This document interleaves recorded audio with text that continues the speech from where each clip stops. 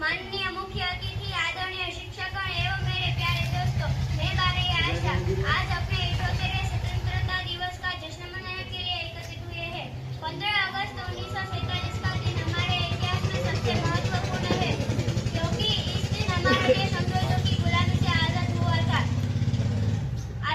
था। स्वतंत्रता दिवस हमें उन वीर स्वतंत्रता सेनानियों की याद दिलाता है, जिन्होंने हमारे देश की आजादी के लिए प्राणों का बलिदान दे दिया।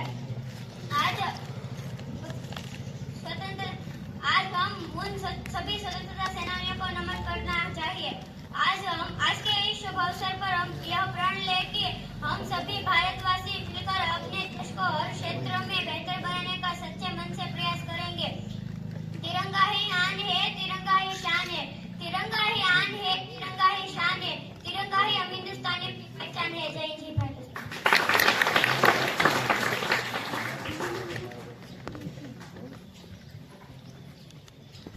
गुरुजनो, ग्रामजनो અને મારા સાથીઓ, આજે હું તમને 15મી ऑगस्ट વિશે થોડું કહીશ। प्रतिवर्ष 15 अगस्त को भारत देश के स्वतंत्रता दिवस के रूप में मनाया जाता है। इस दिन को भारत के इतिहास में स्वर्ण अक्षरों में लिखा गया है। हर साल देश के प्रधानमंत्री लाल किले पर राष्ट्र ध्वज फहराते हैं, जिसके बाद राष्ट्रगान गाया जाता है।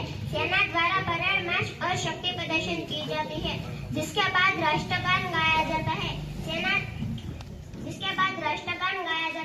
स्वतंत्र सेनानियों को 21 तोपों की सलामी दी जाती है।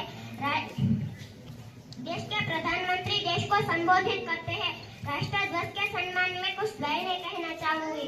दे सलामी इस तिरंगे को जिसमें तेरी शान है, सर हमेशा ऊंचा रखना इसका जब तक दिल में जान है। हमें अंग्रेजों के सामने आजादी ऐसे नहीं मिली है। इस आजादी को प्राप्त करने के लिए हमारे देश के बहुत से स्वतंत्र सेनानियों ने बलिदान दिया है।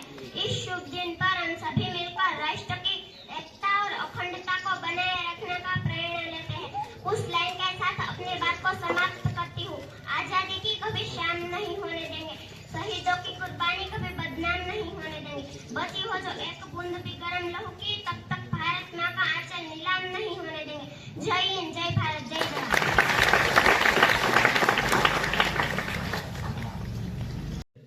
ફૂફાડો મારી શકીએ ભવ્યાબેન।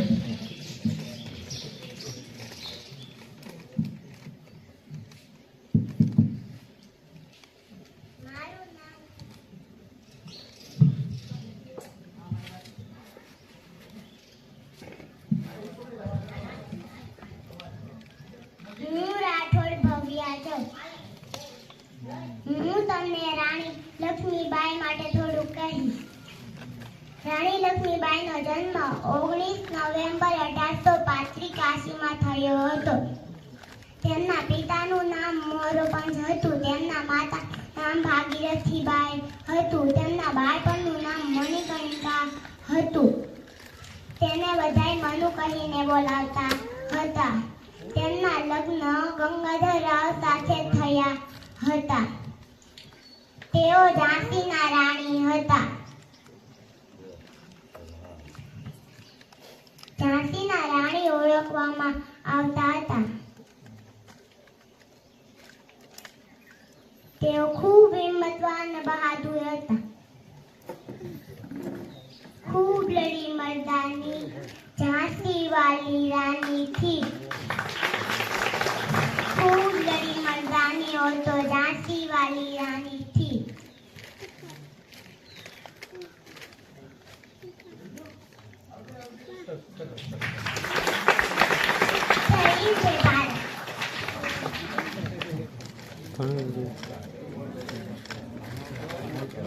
પહેલા ધોરણનું બાળક અને આટલી સરસ રજૂઆત બેનને વત્તા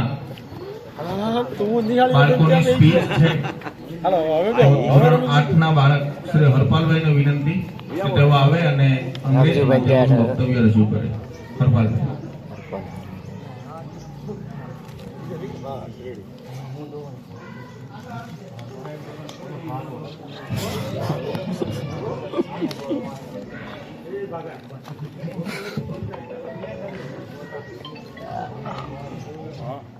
Good morning, everyone. Respected respected principal, teachers, parents and my all dear friends. My name is Harpal. I wish you all a very happy Independence Day. Independence Day is our national festival. It is the celebrating on 15 August every year.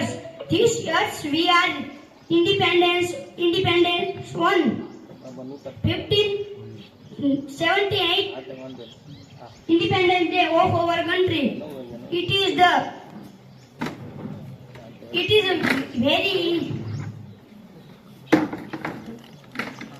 very important day of all us. We got independence on 15 August 1947 from British rule. It is the largest full festival for democracy. Many freedom fighters sacrificed their life to get freedom for India. We should grateful to our freedom fighters. I love my country very much. I am proud to be an Indian. Jai Hind, Jai Bharatastu.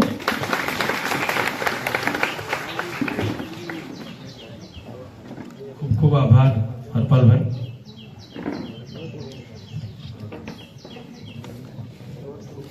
હવે ધોરણ 5 ના બાળક વિરાટભાઈ આવીને તેમનું વક્તવ્ય રજૂ કરશે. વિરાટભાઈ.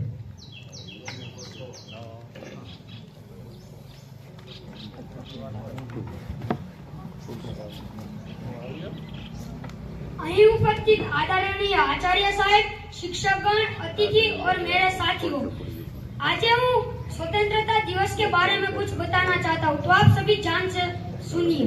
प्रतिवर्ष 15 अगस्त को भारत देश के स्वतंत्रता दिवस के रूप में मनाया जाता है। इस दिन को भारत के इतिहास में स्वर्ण अक्षरों में लिखा गया है। हर साल देश के प्रधानमंत्री लाल किले पर राष्ट्रीय ध्वज फहराते हैं, जिसके बाद राष्ट्रीय गान गाया जाता है। सेना द्वारा परेड मार्च और शक्ति प्रदर्शन भी किया जाता है। साथ ही स्वतंत्रता सेनानियों को 21 तोप की सलामी भी दी जाती है। देश के प्रधानमंत्री देश को संबोधित करते हैं। राष्ट्रीय ध्वज के सम्मान में कुछ लाइन कहना चाहता हूँ। देश सलाम इस तिरंगे को जिसमें तेरी शान है, सर हमेशा ऊंचा रखना, इसका जब तक दिल में जान है। हमें अंग्रेजों के शासन से ऐसी आजादी नहीं मिली है। इस आजादी को प्राप्त करने के लिए हमारे देश के बहुत से स्वतंत्रता सेनानियों ने बलिदान दिया है। इस शुभ दिन में हम राष्ट्र की एकता और अखंडता को बनाए रखने का प्रण लेते हैं। कुछ लाइनों के बाद अपनी बात को समाप्त करता हूँ। आजादी की कभी शान नहीं होने देंगे, शहीदों की कुर्बानी कभी बदनाम नहीं हो। बसी हो जो एक भी बूंद गरम लहू की, तब तक भारत माता का आंचल नीलाम नहीं होने देंगे। जय हिंद, जय भारत।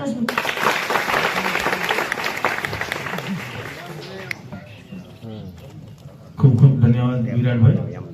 હવે ધોરણ 8 ની બાળા પ્રિન્સીબેન પ્રાકૃતિક ખેતી વિષય ઉપર પોતાનું ઉદ્બોધન આપશે. પ્રિન્સીબેન.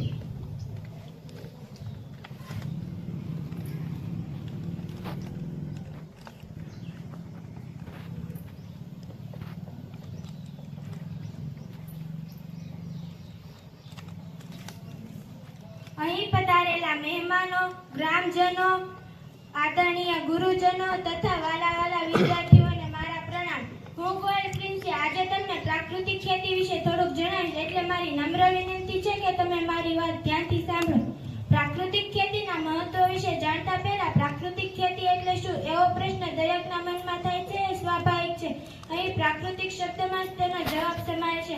પ્રાકૃતિક ખેતી એટલે કે સંપૂર્ણ કુદરતી, પ્રકૃતિમાં શુદ્ધ અને સાત્વિક અથવા ઓર્ગેનિક ખેતી એટલે કે કોઈ પણ કેમિકલ કે રસાયણનો ઉપયોગ કર્યા વગર આપણી પાસે જે કંઈ કુદરતી વસ્તુઓનો ઉપયોગ કરી કરવામાં આવતી ખેતી એટલે કે પ્રાકૃતિક ખેતી. પ્રાકૃતિક ખેતીને આપણે ઓર્ગેનિક કે સજીવ ખેતીથી પણ ઓળખીએ છીએ. ઓર્ગેનિક ખેતી એ કૃષિની પદ્ધતિ છે જેમાં કુદરતી વસ્તુઓ, પ્રક્રિયાઓ અને પદ્ધતિઓનો ઉપયોગ સામેલ છે. પર્યાવરણને અનુકૂળ અભિગમ છે જે જમીનના સ્વાસ્થ્યને જાળવવા, પર્યાવરણીય પ્રદૂષણને ઘટાડવા અને પશુ કલ્યાણને પ્રોત્સાહન આપવા પર ધ્યાન કેન્દ્રિત કરે છે. તાજેતરના વર્ષોમાં ખેતીનું મહત્વ ખૂબ જ વધી ગયું છે, કારણ કે વધુ લોકો પરંપરાગત ખેતી પદ્ધતિઓના નકારાત્મક અસરોથી વાકેફ થયા છે. ખેતી એ ભારત દેશના લોકોનો મુખ્ય વ્યવસાય છે.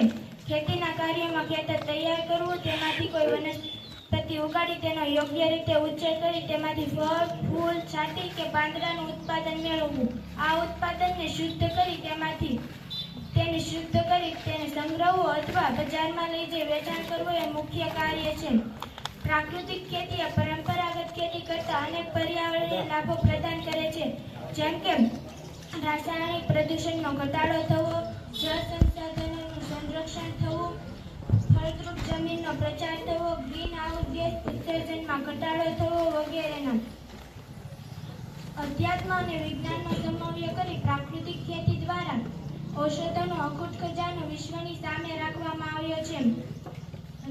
ખોરાક અને જીવન પદ્ધતિ માટે હજારો વર્ષોથી આપણા દેશે વિશ્વને પ્રેરણા અને માર્ગદર્શન આપ્યું છે. પ્રકૃતિના આપણા ઉપર અનેક ઉપકારો માટે કૃતજ્ઞતા વ્યક્ત કરવાની પ્રેરણા આપણા દેશે સમજાવી છે. સૂક્ષ્મ જીવોનું લોહી, મહાકાય પ્રાણીઓનું પોષણ કરનારા જમીન છે, એટલે ધરતીને પણ માતાનું સ્થાન આપવામાં આવ્યું છે. અખાત ત્રીજના દિવસે ધરતી માતાનું પૂજન કરવામાં આવે છે અને સાથે પોતાની ખેતીમાં પોતાનો સાથ આપનાર પોતાના પરિવાર સમાન બળદનું પણ પૂજન કરવામાં આવે છે. ખેતી અને પરિવાર માટે મહત્વનું સ્થાન ગાયનું છે, એટલે ગાયને પણ માતાનું સ્થાન આપવામાં આવ્યું છે. પ્રાકૃતિક ખેતીમાં ગાયનું ખૂબ જ મહત્વ હોય છે, એટલે ગાયને કામધેનુ કહે છે. આજના સ્પર્ધાના યુગમાં વધુ ઉત્પાદન મેળવી વધુ આર્થિક લાભ મેળવવા એ કૃષિ ક્ષેત્રે પણ બાકાત નથી. જંતુનાશક દવાઓ અને રાસાયણિક ખાતરનો ઉપયોગ આપણી જમીનને ખૂબ જ મોટું નુકસાન કરી રહી છે. હવે આવું જ ચાલતું રહેશે તો આવનાર પેઢી માટે આપણે ફળદ્રુપ અને ઉપજાઉ જમીન ગુમાવી બેસીશું. ફળદ્રુપ અને ઉપજાઉ જમીન ગુમાવી બેસીશું, પરંતુ પ્રાકૃતિક ખેતી એ જમીનને સ્વસ્થ અને ફળદ્રુપ રાખવામાં ખૂબ જ મહત્વનું પરિબળ બની રહ્યું છે. પ્રાકૃતિક ખેતીમાં માત્ર ફાયદા જ છે. હજારો વર્ષોથી આપણે ત્યાં આરોગ્યપ્રદ અને શુદ્ધ ખોરાકનો મહિમા કહેવામાં આવ્યો છે. આપણે ત્યાં કહેવત છે, જેવું અન્ન તેવું મન, અન્ન એવું ઓળખા અને અન્ન એ જ ઔષધ. એટલે કે શુદ્ધ ખોરાક અને શુદ્ધ અને આરોગ્યપ્રદ ખોરાક એ જ આપણા જીવનને સ્વસ્થ રાખવા પૂરતું છે. હવે લોકોનું ધ્યાન ઓર્ગેનિક ખોરાક પર ગયું છે, જેના કારણે પ્રાકૃતિક ખેતીને ખૂબ જ મહત્વ મળી રહ્યું છે. પ્રાકૃતિક ખેતીને ઓર્ગેનિક ખેતી પણ કહેવામાં આવે છે. પ્રાકૃતિક ખેતીમાં વૃક્ષોનું ખૂબ જ મહત્વ હોય છે. વાતાવરણ પ્રદૂષણ મુક્ત અને ઓછા વરસાદની સ્થિતિ સર્જાતી નથી. પ્રાકૃતિક ખેતીમાં ગાયનું ગૌમૂત્ર, છાણ, વનસ્પતિના પાંદડા અને કુદરતી ખાતરનો ઉપયોગ શામેલ હોય છે. પ્રાકૃતિક ખેતીમાં ખર્ચ થતો નથી, ઝીરો બજેટ હોય છે, ખેડૂતને આર્થિક ફાયદો થાય છે. ભારતમાં આધુનિક કૃષિ ઋષિ પદ્મશ્રી સુભાષ પાલેકરજી જેવો વૈજ્ઞાનિક છે, તેણે કરેલા પ્રયત્નોને આભારી છે. ગુજરાતમાં ગાંધીનગર વિદ્યાપીઠ દ્વારા PhD ડિગ્રી દાખલ કરવાનો નિર્ણય કરવામાં આવ્યો છે. જય હિન્દ, જય ભારત.